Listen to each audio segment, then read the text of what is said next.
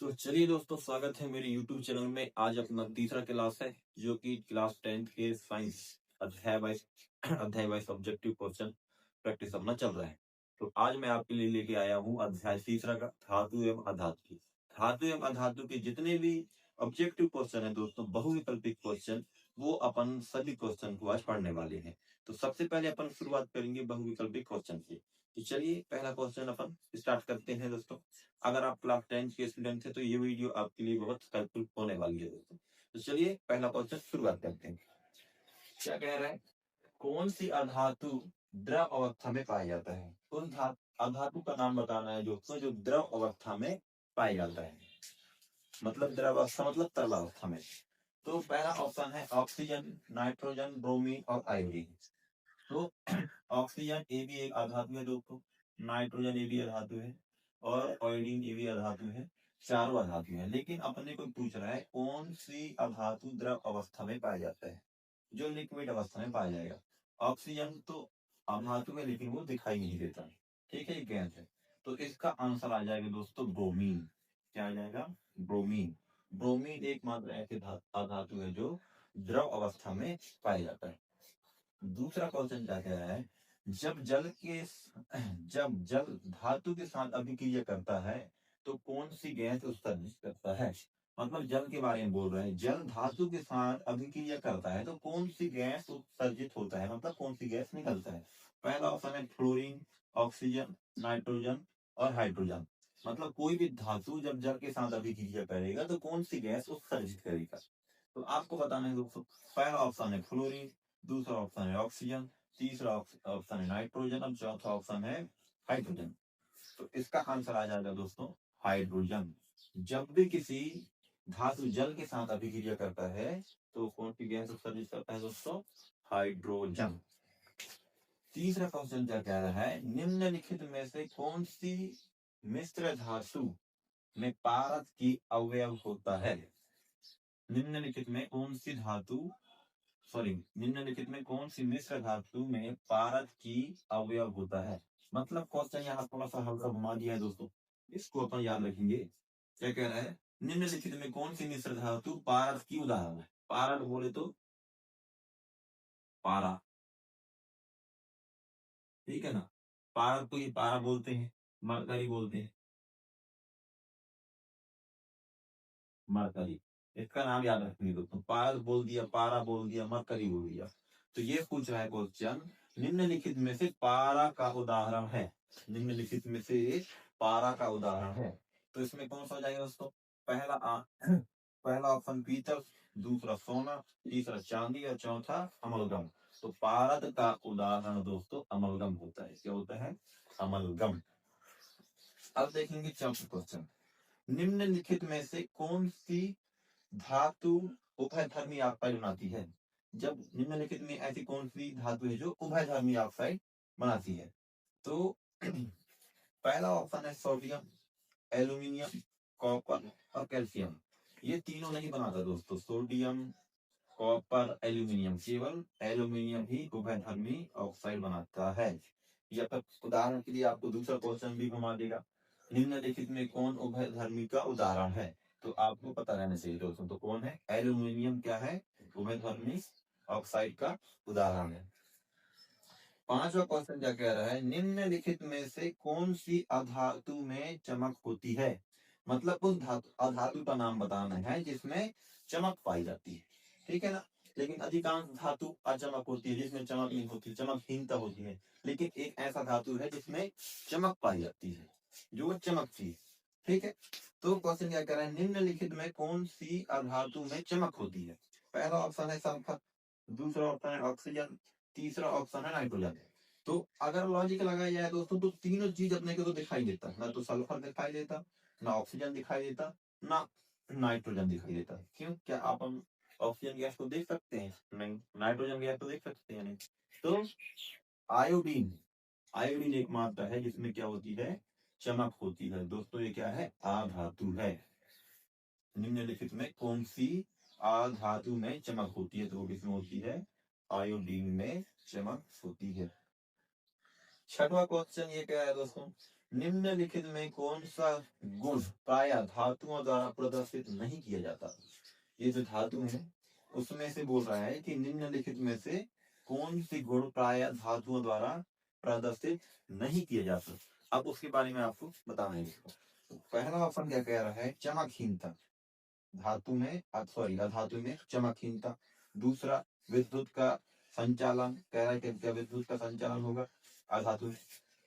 तीसरा ऑप्शन कह रहे हैं धावनिक प्रकृति। धावनिक प्रकृति का मतलब है दोस्तों किसी दो धातुओं को आपस में टकराएंगे तो आवाज निकालना, तो वो धावनिक प्रकृति होता है। चौथा ऑप्शन है तन्यता। तो ये तीनों गुण, विद्युत का संचालन, धावनिक और तन्यता। धावनिक मतलब एक धातु और दूसरे धातु को टकराएंगे तो आवाज निकलता है, उसे धावनिक कहते हैं। तन्यता, धातु को अगर पीट पीट के अपन उसको तन्य इकट्ठा कर सकते हैं, उसकी लंबाई बढ़ा सकती है, ठीक है ना। विद्युत का संचालन, तो ये भी विद्युत का संचालन धातुओं में ही होगा दोस्तों, अधातुओं में नहीं होगा, ठीक है ना। तो ये तीनों ऑप्शन तो धातुओं के लिए है, विद्युत का संचालन, धावनिक प्रकृति को, तो तन्यता। ये तीनों गुण किसमें पाई जाती है, धातुओं में पाए जाते हैं। लेकिन इसका ऑप्शन आ नंबर होगा चमकहीनता। धातुओं में चमकहीनता होती है, चमक नहीं होती है, चमकहीनता बोला है दोस्तों, चमकहीनता बोला है, मतलब इसमें चमकहीनता नहीं होती धातुओं में, ठीक है दोस्तों। अब यहाँ तक अब मुझे लगता है आपको समझ में आ गया होगा। अब अपन इस क्वेश्चन का पैटर्न बदलते हैं।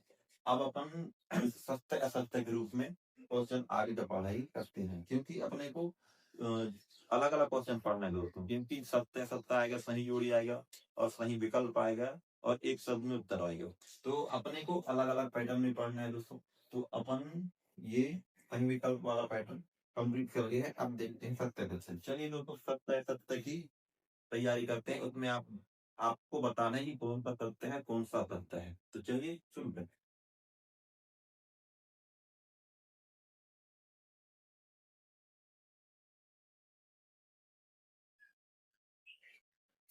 तो चलिए दोस्तों, आपको बताना है धातु और अधातु में अंतर, जो अपना अध्याय चल रहा है उसमें से आपको मैं आपके लिए 10 कितने क्वेश्चन लेके आया हूँ, 13 क्वेश्चन लेके आया हूँ। तो चलिए पहला क्वेश्चन आपको बताना है कि सत्य है कि असत्य है। तो पहला क्वेश्चन पढ़ते हैं दोस्तों। पहला क्वेश्चन क्या कह रहा है, सोडियम अति क्रियाशील धातु है। सोडियम की बात कर रहा है दोस्तों, इसका संकेत क्या है, Na, ठीक है ना। इसके बारे में बात कर रहा है, सोडियम अति क्रियाशील धातु है। तो इसको आपको बताना है दोस्तों सत्य है कि असत्य है। दूसरा क्या कह रहा है, दो अधातुओं के समांगी मिश्रण को मिश्र धातु कहते हैं। तीसरा, स्टेनलेस स्टील में तांबा मिला होता है। चौथा, धातुओं के ऑक्साइड प्रायः क्षारीय प्रकृति के होते हैं। मतलब ये कह रहा है धातुओं के जो ऑक्साइड है क्या क्षारीय प्रकृति के होते हैं। तीसरा सॉरी चौथा, पांचवा क्वेश्चन कह रहा है धातुओं के ऑक्साइड प्रायः अम्लीय प्रकृति के होते हैं। फिर छठवा क्वेश्चन है, आयनिक यौगिक का गलनांक तथा क्वथनांक निम्न होता है। क्वेश्चन ये कह रहा है आयनिक यौगिक का गलनांक एवं क्वथनांक निम्न होता है। फिर सातवां क्वेश्चन कहता है धातु में तन्यता कठोर आघातवत में होती है। आठवां क्वेश्चन, ग्रेफाइट विद्युत का सुचालक है। नौवां क्वेश्चन, सोना चांदी प्लेटिनम का उपयोग आभूषण बनाने में किया जाता है। 10वां क्वेश्चन है, गर्म जल का टैंक बनाने में तांबे का उपयोग करते हैं क्योंकि यह अधिक ऊष्मा का चालक होता है। जब कोई 11वां क्वेश्चन, जब कोई तत्व प्रकृति में विभिन्न रूपों में पाया जाता है तो उसे उस गुण को अपरूपता कहते हैं। 12वां क्वेश्चन क्या कह रहा है, पारद या पारा का उपयोग थर्मामीटर या बैरोमीटर में किया जाता है। 13वां नंबर क्वेश्चन क्या कह रहा है, वह सूची जिसमें धातुओं को उनकी क्रियाशीलता के आरोही क्रम में व्यवस्थित किया जाता है सक्रियता श्रेणी कहलाता है। अब इसमें आपको दोस्तों ये देखना है, पहले अपने से मिलाने की कोशिश कीजिए कि आप इस 13 क्वेश्चन में आपको कितने क्वेश्चन बन रहे हैं। अगर नहीं बन रहा है तो मैं तो आपको बताऊंगा ही, लेकिन आप एक बार अपने से कोशिश करके देखिए कि कौन सा सत्य है कौन सा असत्य है। एक बार आप इसको दोस्तों मिला लीजिए, फिर मैं आपको बता रहा हूँ।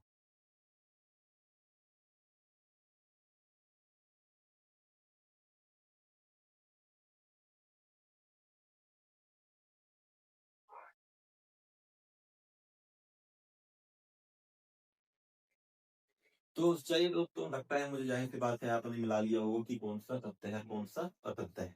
तो पहला क्वेश्चन देखते हैं। सोडियम अति क्रियाशील धातु है। बिल्कुल दोस्तों, सोडियम अति क्रियाशील धातु है। क्यों? क्योंकि इसमें जल में डालने से ही ये क्रिया करने लगता है, ये जलने लगता है। जैसे इसको ठंडे जल में डालोगे वैसा उसमें क्या होता है, आग उत्पन्न होने लगता है। ठीक है। और इसी को याद रखेंगे दोस्तों, सोडियम को ही याद रखेंगे। मिट्टी के तेल में डुबो के रखते हैं दोस्तों, मिट्टी के तेल में या फिर कैरोसिन के तेल में। तो इसको दोनों चीज याद रखें दोस्तों कि मिट्टी के तेल में डुबो के रखते हैं। और दूसरा, यह जल के साथ अत्याधिक तेजी से क्रिया करता है दोस्तों, फट से इसमें आग लग जाता है।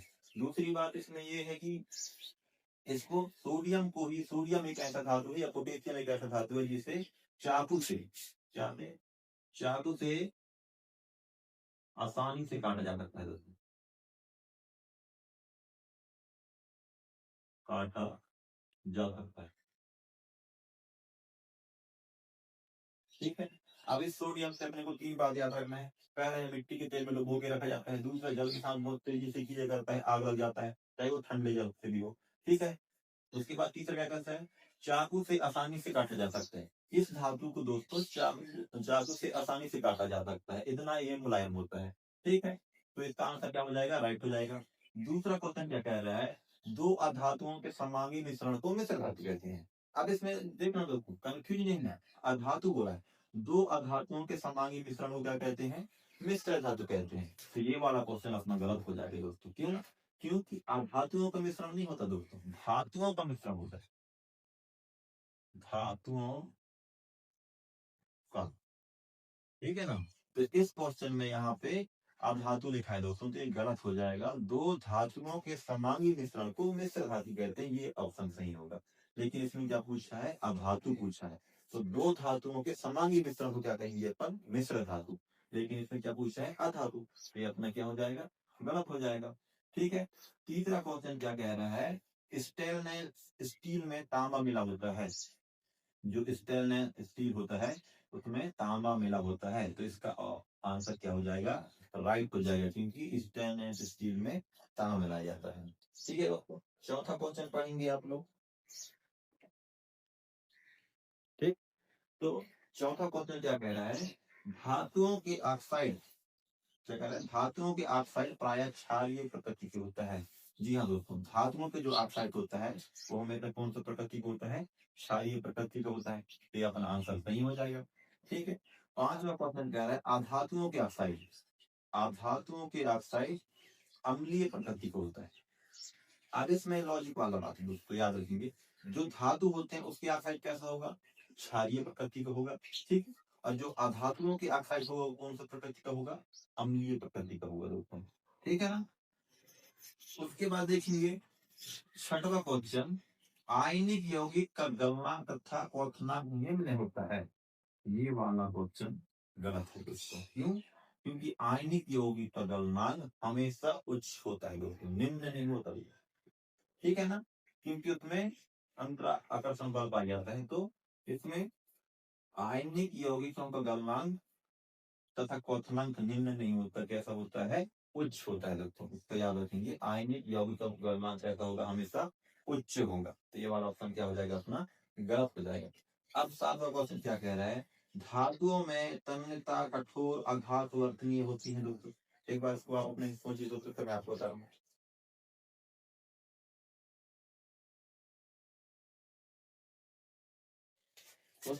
तो क्या कह रहा है, धातुओं में तन्यता कठोर और आघात वर्तनीय होती है। जी दोस्तों, सभी धातुओं कैसा होती है, उसमें तन्यता के गुण पाया जाएगा, कठोर पाया जाएगा, आघात वर्तनीय पाया जाएगा। जैसे आघात वर्तनीय का मतलब है किसी भी चीज को अपन फैला सकते हैं पीट पीट कर। जैसे तन्यता मतलब उसको रस्सी की तरह तान सकते हैं। जैसे सोना, तो सोना 1 ग्राम सोने से अपन 2 किलोमीटर दूर रस्सी बना सकते हैं दोस्तों, इतना तन्यता होती है। ठीक है। इसी प्रकार आपको आघात वर्तनीय मतलब कोई भी लोहा है उसको पीट पीट कर उसका क्या कर सकते हैं, आकार बदल सकते हैं। आघात वर्तनीय मतलब फैलना। ठीक है। तो इसको याद रखेंगे। ये ये वाला आपको लाइन धातु और अधातु में अंतर में भी लिखना है। ये तीनों लाइन आप अलग अलग लिख सकते हो। धातु में तन्यता होती है, फिर दूसरा लाइन क्या आ जाएगा, धातु में कठोर होती है, तीसरा लाइन क्या आ जाएगा, धातु आघात वर्तनीय होती है। ये अंतर अगर तुमसे पूछता है धातु और अधातु में, तो ये 3 लाइन आपको यही एक लाइन में ही बन रहा है दोस्तों। धातुएं कैसे होती है? तन्यता होती है, दूसरा कठोर होती है, तीसरा अधातवर्तीय होती है। ठीक है, अधातु में उधर लिखते नहीं, भंगुर होती है, ये कठोर नहीं होती है। फिर उसके बाद इसी लाइन को आप लिख सकते हो कि धातुएं अधातुएं तन्यता नहीं होती, इसका नहीं होती है और धातु में होती है। आप ऐसा इसको लॉजिक लगा रहे हो। ठीक, आठवां क्वेश्चन क्या कह रहा है? ग्रेफाइट विद्युत का सुचालक है। जी दोस्तों, ग्रेफाइट विद्युत का सुचालक है, मतलब इसमें करंट बहता हो। ठीक है, नौवां क्वेश्चन क्या कह रहा है? सोना चांदी प्लेटिनम का उपयोग आभूषण बनाने में किया जाता है। क्या सोना चांदी प्लेटिनम का उपयोग आभूषण बनाने में किया जाता है दोस्तों? तो इसका आंसर हो जाएगा राइट। क्या हो जाएगा? राइट। सोना चांदी प्लेटिनम का उपयोग आभूषण बनाने में किया जाता है। ठीक, 10वें नंबर का क्वेश्चन क्या कर रहा है? गर्म जल का टैंक बनाने में, जो गर्म जल का टैंक होता है बनाने में तांबे का उपयोग करते हैं, क्योंकि यह अधिक ऊष्मा का चालक होता है। ये आंसर भी एकदम राइट है दोस्तों। ये आंसर कैसा है? राइट है। क्या कह रहा है? गर्म जल का टैंक बनाने में तांबे का उपयोग करते हैं, क्योंकि यह अधिक ऊष्मा का चालक होता है। ठीक, तो उसके बाद क्या नंबर क्वेश्चन देखिए? जब कोई तत्व प्रकृति में विभिन्न रूपों में पाया जाता है, जब कोई तत्व प्रकृति में विभिन्न रूपों मतलब अलग अलग रूपों में पाया जाता है, तो उस गुण को अपर रूपता कहते हैं। तो इसका आंसर भी सही है दोस्तों। जब कोई तत्व प्रकृति में विभिन्न रूपों में पाया जाता है तो उस गुण को क्या कहते हैं? अपर रूपता कहते हैं। ठीक है, या फिर तुमसे ये पूछ ले, अपर रूपता किसे कहते हैं? 2 नंबर का क्वेश्चन आ जाएगा दोस्तों। अपर रूपता किसे कहते हैं? तो इसको भी याद रखना है। अपर रूपता तो यही वाला है, जब कोई तत्व प्रकृति में विभिन्न रूप में पाया जाता है तो उस गुण को क्या कहते हैं? अपर रूपता। तो ये अपने को 2 नंबर में भी आ जाएगा दोस्तों। ठीक, फिर चौथा क्वेश्चन क्या कह रहा है? चौथा कह रहा हूँ, सॉरी, 12 नंबर। पारद या पारा का उपयोग थर्मामीटर एवं बैरोमीटर में किया जाता है। मतलब पारा, जिसे अपन पारद भी बोलते हैं, मरकरी भी बोलते हैं। ठीक है दोस्तों, मरकरी। तो इसका उपयोग किसमें किया जाता है? थर्मोमीटर और बैरोमीटर में किया जाता है। इसका भी आंसर राइट आंसर है दोस्तों, क्योंकि पारा एक ऐसी चीज है जिसमें थर्मोमीटर और बैरोमीटर में इसका उपयोग किया जाता है। अब उसके बाद देखेंगे 13 नंबर क्वेश्चन। वह सूची जिसमें धातुओं को उनकी क्रियाशीलता के आरोही क्रम में व्यवस्थित किया जाता है, उसे सक्रियता श्रेणी कहते हैं।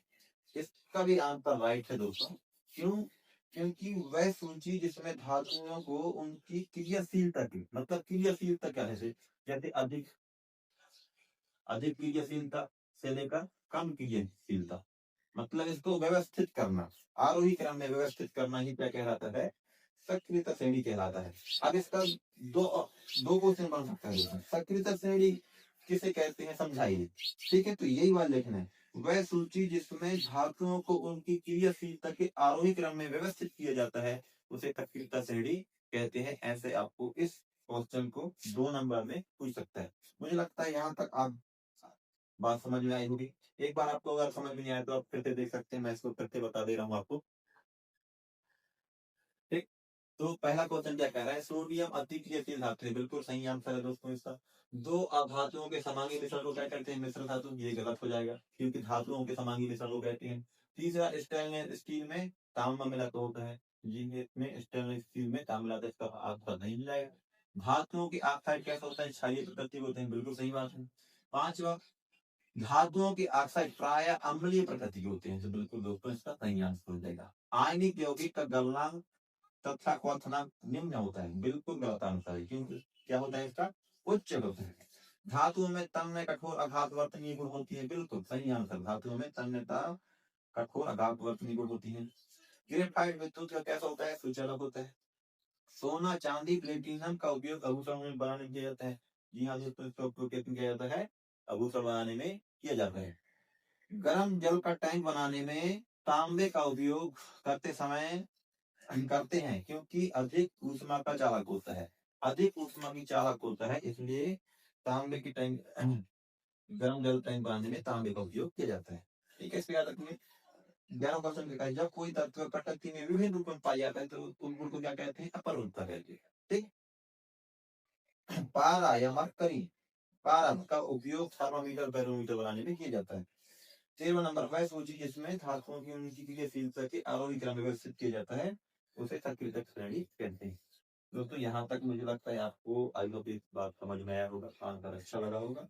अब हम नेक्स्ट क्वेश्चन को करते हैं। तो चलिए नेक्स्ट क्वेश्चन की शुरुआत करते हैं। आपको बताना है कि आप सही जोड़ी के फॉर्म में करते हैं दोस्तों। यहाँ पे मैं सही जोड़ी 11 या 12 जितना भी उतना लिख देता हूँ और यहाँ उसका गलत आंसर आपको उसको मिलाना है दोस्तों। तो चलिए शुरू करते हैं।